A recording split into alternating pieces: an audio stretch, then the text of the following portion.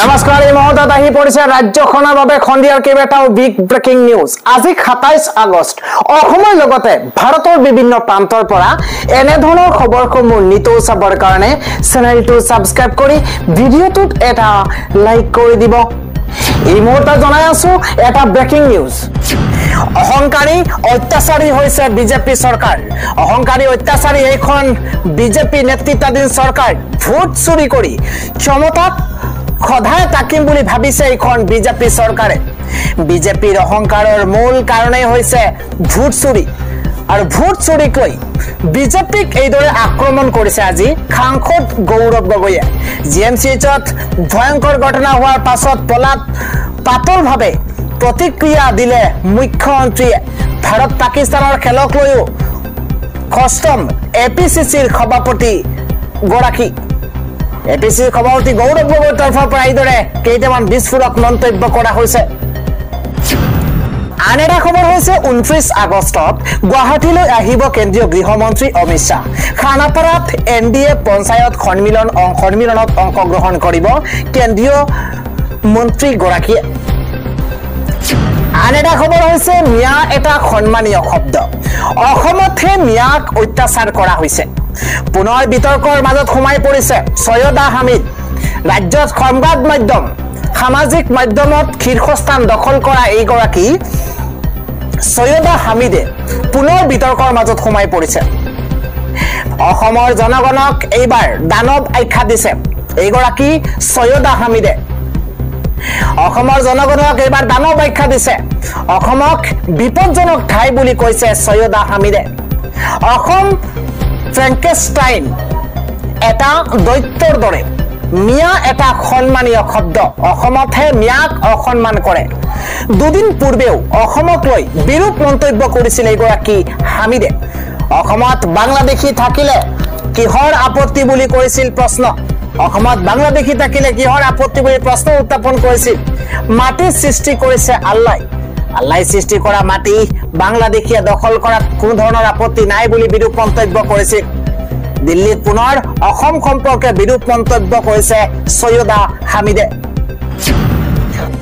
আৰু হৈছে মৰিয়াই হত্যা কৰা হৈছে এইগৰাকী কটনৰ মেধাৱী ছাত্ৰক। মৰিয়াই কটনৰ ছাত্ৰক হত্যাৰ অভিযোগ উত্থাপন হৈছে। লখিমপুৰৰ নৰাগাঁৱৰ চন্দন হাজৰিকাৰ সৈতে ভয়ংকৰ ঘটনা সংঘটিত হৈছে। পাৰ্টি খাবলৈ বন্ধুৰ ঘৰলৈ যাওঁতেই ভয়ংকৰ কাণ্ড সংঘটিত হৈছে। চন্দনৰ মাতৃ আৰু ভগ্নী আনিছে বিস্ফোৰক অভিযোগ। বন্ধু বাৰ্ষৱ দাসৰ বিৰুদ্ধে অভিযোগ এবাৰ পৰিয়ালৰ।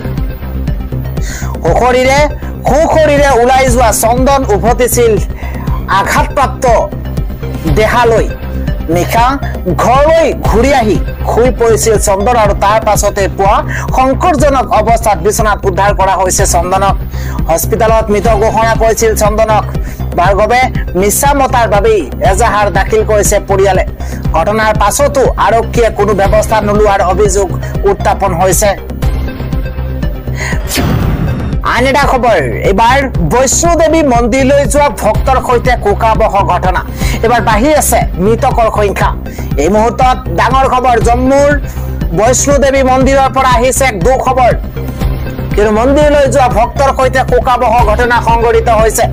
এই পৰ্যন্ত 30ৰো অধিক ভক্তৰ মৃত্যু হোৱাৰ খবৰ পোহৰলৈ আহিছে। হুৰা খহিছে মন্দিৰলৈ যোৱাৰ পথ। ভয়াৱহ ভূমিস্খলনৰ কবলত পৰিছে ভক্তক। এবাৰ পাহাৰৰ পৰা খহা শিলে হেঁচা মাৰি ধৰিছে ভক্তক। সমগ্ৰ অঞ্চলত এতিয়া হাই এলাৰ্ট জাৰি কৰা হৈছে।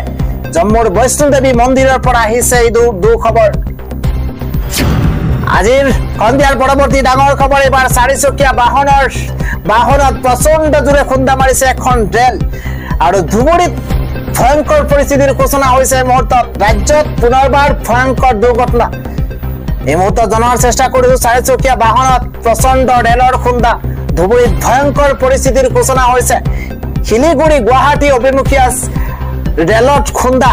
শিলিগুৰি গুৱাহাটী অভিমুখী আছিল ৰেলখন। কথমপি প্ৰাণ ৰক্ষা পৰিছে তিনি ছাত্ৰীসহ এগৰাকী লোক।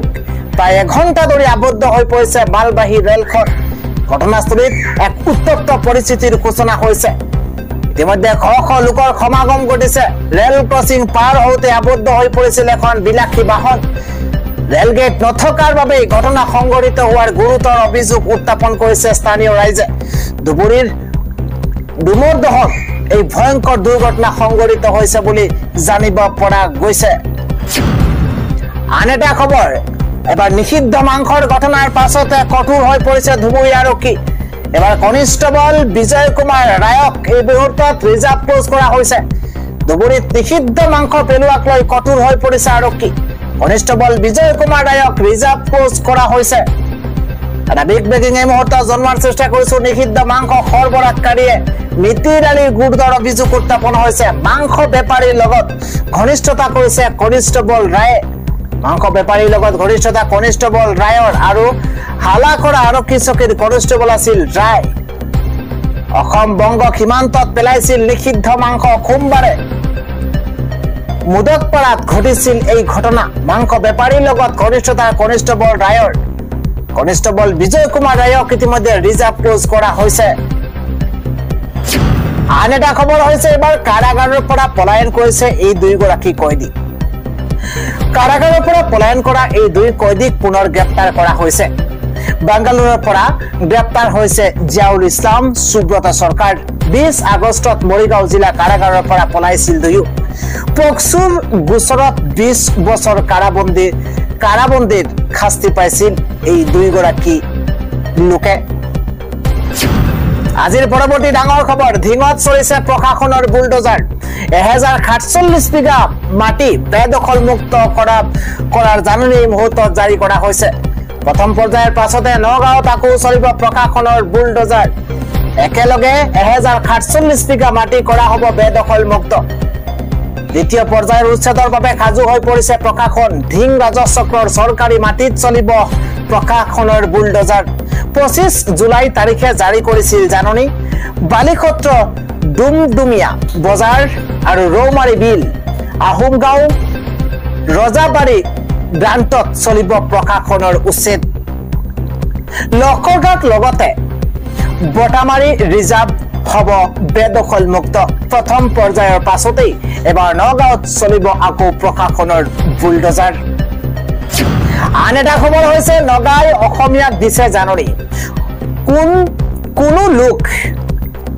বা গৰু ছাগলীও সোমাব নোৱাৰিব নাগালেণ্ডত ভৰিব লাগিব 50,000 টকাৰ জৰিমনা এই মুহূৰ্তত এটা বিগ ব্ৰেকিং নিউজ অসম নাগালেণ্ডৰ সীমান্তত ভয়ংকৰ পৰিস্থিতিৰ ঘোষণা হৈছে পুনৰ অসমীয়া লোকলৈ নগাৰ জাননী আহি পৰিছে সীমান্তৰ অসমীয়াৰ প্ৰৱেশত বাধা এইবাৰ নাগালেণ্ডত প্ৰৱেশ কৰিবলৈ মানি চলিব লাগিব বহু কেইটা নিয়ম অসমীয়াক উদ্দেশ্যি জাৰি কৰা হৈছে 9টাকৈ নিয়ম সোমাব নোৱাৰিব অসমীয়াৰ পোহনীয়া গৰু ছাগলী নাগালেণ্ডত প্ৰৱেশ কৰিলে দিব লাগিব জৰিমনা 1 টকা 2 টকা নহয় ভৰিব লাগিব নগদ 50,000 টকাৰ জৰিমনা নাগালেণ্ডৰ 11খনকৈ ভিলেজ কাউন্সিলে দিছে এই জাননী কেৱল জৰিমনাই নহয় দিহিব লাগিব বিধিগত শাস্তি আন্তঃৰাজ্যিক পাৰপত্ৰ বাধ্যতামূলক অসমীয়া লোকে প্ৰৱেশৰ বাবে ল'ব লাগিব অনুমতি অহা 1 ছেপ্টেম্বৰৰ পৰা কাৰ্যকৰী হ'ব এই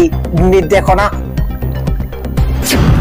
আন এটা খবৰ হৈছে আইনৰ উদ্ধত মুখ্যমন্ত্ৰী নহয় এনআৰসি উচ্চতম ন্যায়ালয়ৰ মতে হ'ব এই মুহূৰ্তত এটা ডাঙৰ খবৰ আইন আদালতৰ উদ্ধত কেতিয়াও মুখ্যমন্ত্ৰী নহয় সকলো কথা মুখ্যমন্ত্ৰীৰ মতে নচলিব এনআৰসিৰ সম্পূৰ্ণ কাম কাজ সৰ্বোচ্চ ন্যায়ালয়ৰ নিৰ্দেশত হৈ আছে এনআৰসিৰ ক্ষেত্ৰত মুখ্যমন্ত্ৰীৰ মন্তব্য গ্ৰহণযোগ্য নহয় সকলোৰে হিতৰ বাবে কাম কাজ আগুৱাই নিছে ন্যায়ালয়ে এনআৰসিৰ সন্দৰ্ভত মুখ্যমন্ত্ৰীক এইদৰে কটাক্ষ কৰিছে আমচুৰ সভাপতি ৰেজাউল কৰিম চৰকাৰে আন এটা খবৰ হৈছে মাদ্ৰাসা নহয় এবাৰ চৰকাৰী বিদ্যালয়ৰ পৰাই চলিছে জেহাদী কাৰ্যকলাপ মাদ্ৰাসা নহয় চৰকাৰী বিদ্যালয়ৰ ভয়ংকৰ ঘটনা সংঘটিত হৈছে এবাৰ চৰকাৰী বিদ্যালয়ৰ পৰাই চলিছে জেহাদী কাৰ্যকলাপ বাংলাদেশী জেহাদী কাৰ্যকলাপত জড়িত খুদ চৰকাৰী শিক্ষক শাহ আলম চৰকাৰক আটক কৰা হৈছে এই মুহূৰ্তত ধুবুৰীৰ লক্ষীমাৰী মধ্য ইংৰাজী বিদ্যালয়ৰ শিক্ষক আছিল শাহ আলম বাংলাদেশৰ জামাত ই ইছলামীৰে সুসম্পৰ্ক শাহৰ গোলকগঞ্জ আৰক্ষীৰ জালত পৰিছে শিক্ষক শাহ আলম ভাৰত বাংলা সীমান্তত ঘৰ শিক্ষক গৰাকীৰ মাদ্ৰাসা নহয় এবাৰ চৰকাৰী বিদ্যালয়ত ভয়ংকৰ ঘটনা সংঘটিত হৈছে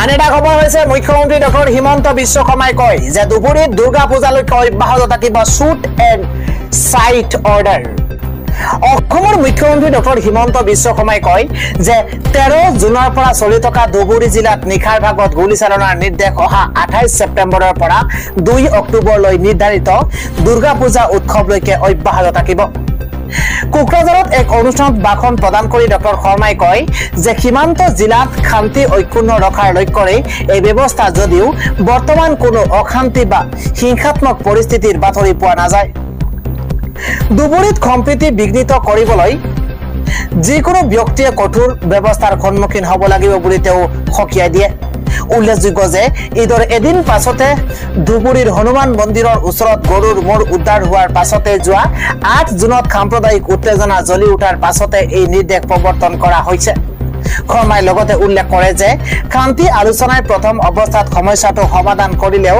পিছদিনা আন এটা জন্তুৰ মূৰ পোৱাৰ পাছত পথ অৱৰোধ আৰু বাসিন্দাসকলে টায়াৰ জ্বলাই প্ৰতিবাদ সাব্যস্ত কৰিছিল আৰু দুদিনৰ ভিতৰতে পৰিস্থিতিৰ খুস্তিৰ হৈ পৰে আৰু হিংসাৰ মাজতেই হিংসাৰ সৈতে জড়িত 150 জনতকৈ অধিক ব্যক্তিক গ্ৰেপ্তাৰ কৰা হৈছে